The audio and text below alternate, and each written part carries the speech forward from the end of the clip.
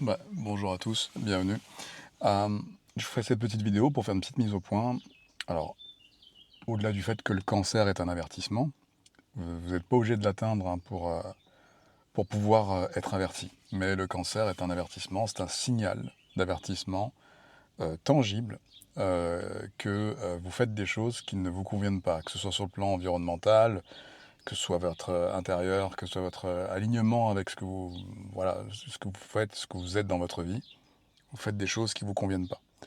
Le cancer est un avertissement. Bon, là où je veux en venir, oui, je suis encore dans une voiture, il fait chaud. Là où je veux en venir, c'est que il y a des choses que vous avez du mal à comprendre, et je l'entends, je viens de le réaliser hier avec une conversation très bête, hein.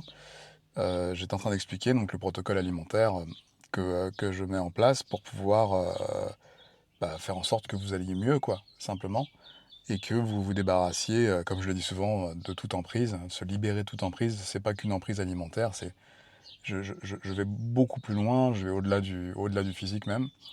Euh, mais euh, mais il y a des choses très terre à terre que vous avez du mal à comprendre. Et le gluten, le gluten, c'est une protéine, c'est un ensemble protéique qu'on retrouve dans les céréales. Dans les céréales qu'on n'est pas censé manger, mais on les mange quand même. Et du coup, quand je fais une liste d'éléments et que je dis qu'il faut éviter le lactose, la caséine de lait du coup, euh, et le gluten, je me suis rendu compte, et ça je l'avais déjà vécu en milieu hospitalier, hein, c'est pour vous dire, face à une diététicienne. Mais je vous raconterai le truc après, pour la diététicienne en milieu hospitalier. Donc là, je tombe sur quelqu'un à qui j'explique pour son fils euh, que ce qu'il doit faire. Et en fait, je me retrouve face à un truc auquel j'avais pas pensé, c'est que j'ai écrit gluten, j'ai écrit lactose, mais en fait, cette personne mange des pâtes tous les jours, des pâtes, donc des pâtes de blé, donc des pâtes de blé qui contiennent du gluten. Et elle m'a dit, bah, mais on mange des pâtes tous les jours, et il y a du gluten dans les pâtes. Et très innocemment, elle l'a dit, hein. Du coup, tu te dis, mais ah oui. Donc vraiment, ce fameux syndrome de l'expert, dont je suis atteint depuis plus de 20 ans, plus de 20 ans, et dont beaucoup d'entre vous sont atteints, c'est-à-dire le syndrome de l'expert, c'est lorsque tu connais tellement bien un sujet, que ça te paraît tellement évident, que pour toi l'évidence est universelle, c'est-à-dire que tout le monde le sait. Évidemment que tout le monde ne sait pas, tout le monde n'est pas arrivé au même point que toi, donc du coup les choses sur lesquelles que tu maîtrises, certains sujets que tu maîtrises, d'autres n'ont même pas conscience que ça existe. Moi, je parle du gluten depuis presque 20 ans maintenant. Et, mais je parle du gluten parce que je parle du blé. Et je parle de la non-légitimité à en consommer dans la vie de tous les jours. Je parle des sociétés modernes qui l'utilisent de manière assez, assez catastrophique. Et de toutes les maladies qu'on a aujourd'hui sur le marché, qui sont des maladies dites de civilisation. Et c'est pas pour rien. On a incorporé, pas que le gluten bien évidemment, mais des éléments au quotidien dans notre environnement alimentaire, dans notre environnement physique extérieur, naturel, entre guillemets, qui n'est plus naturel. On a incorporé plein d'éléments qui vont créer des frictions entre notre intérieur et l'extérieur, et entre notre intérieur et l'intérieur aussi. Et c'est pas que des frictions psychologiques ou émotionnelles, ce sont des frictions physiques. Et les frictions émotionnelles amènent des frictions physiques. Et, et évidemment, l'inverse est aussi possible. Les frictions physiques amènent des frictions émotionnelles. Parce que vous savez bien qu'on- que les émotions ont une répercussion sur le corps. Mais pour revenir à un truc très terre à terre, très pragmatique, le gluten de blé est dans le blé. Donc quand vous mangez des pâtes, vous mangez du gluten de blé dans le blé des pâtes. Quand vous mangez quelque chose qui est fabriqué avec une autre céréale, mais qui contient aussi du gluten, ce sera du gluten d'une autre céréale, mais ce sera du gluten quand même. C'est un ensemble protéique et qui appartient, qu'on trouve dans la famille, dans les céréales en règle générale. c'est curieux ce que je vous dis, parce que pour certains d'entre vous qui vont regarder la vidéo, vous allez dire: «Bah oui, mais t'es bête». Mais en fait, non, c'est parce qu'en fait, je me suis rendu compte hier soir à quel point le syndrome de l'expert est réel et qu'en fait, il y a toujours quelqu'un qui en sait moins que vous ou qui même ne sait rien du tout. Et pour vous, c'est logique. Visser, c'est tourner le tournevis une fois que vous mettez l'embout du tournevis dans la tête de vis. Visser, pour vous, c'est naturellement vers la droite. Eh ben, pas pour tout le monde. Quand tu vous dis dévisse quelque chose à quelqu'un et qu'il se demande, bah du coup, je tourne à gauche ou à droite. Pour vous, ça vous paraît évident que pour vous, c'est vers la droite qu'il faut serrer, vers la gauche desserrer. Ouais, bah désolé, j'ai dû rentrer à l'intérieur parce que la DJI a surchauffé. Bon, bah du coup, juste pour finir là-dessus, donc en fait, oui, en effet, on n'est pas tous égaux en termes d'apprentissage, d'expérience, et c'est logique. Il y a toujours quelqu'un pour enseigner à quelqu'un d'autre quelque chose. Et ça, j'avais du mal à le comprendre, parce que pour moi, donc avec ce syndrome de l'expert, je pensais que tout le monde pouvait comprendre ce que je disais. Même si, de moi-même, j'ai pris la décision de vulgariser tout ce que je raconte, comme si je le racontais à un enfant de 5 ans. Mais, euh, mais même si un enfant de 5 ans pourrait comprendre, et d'ailleurs il pourrait beaucoup plus facilement comprendre ce que je lui dis parce que ce serait ses débuts d'apprentissage, même si un enfant de 5 ans pourrait comprendre ce que je raconte, je m'aperçois que des personnes de 60 ans euh, ne comprennent pas, ou font semblant de comprendre jusqu'au jour où elles sont confrontées à la chose à laquelle que je décrivais, et qu'elles rentreront en friction avec ça parce que ça fait pas partie de leur apprentissage. Et je reviens là-dessus parce qu'en fait, tu vois, pour revenir au gluten, en fait, j'aurais dû avoir un avertissement il y a très longtemps.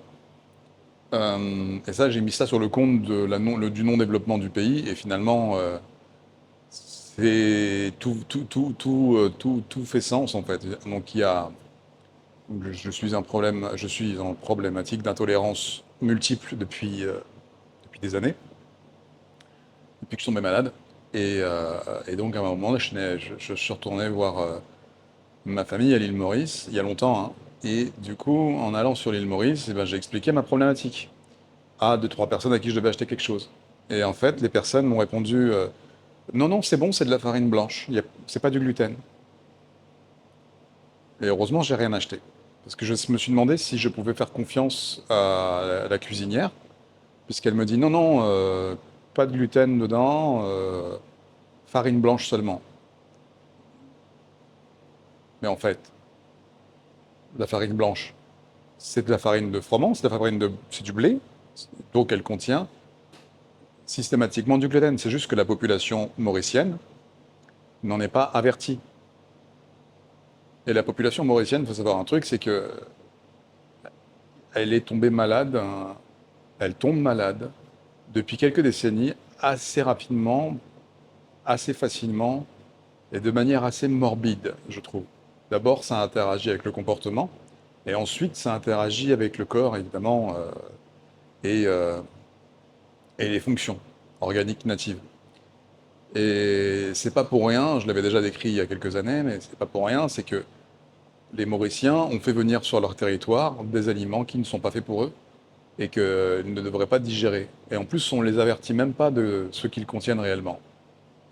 La plupart des gens qui cuisinent dans les snacks à l'île Maurice cuisinent avec de la farine blanche en pensant se nourrir avec quelque chose qui tient au corps, certes, mais l'accumulation de ces produits, dont on ne connaît pas l'origine, dont on ne connaît pas la fabrication et dont on ne connaît pas la teneur en telle ou telle quantité de gluten notamment, bah, pour des intolérants au gluten mauriciens, il va y avoir une incidence qu'aucune médecine locale ne va pouvoir expliquer à leurs patients si jamais ces patients présentent ou déclenchent une maladie qui est due à l'accumulation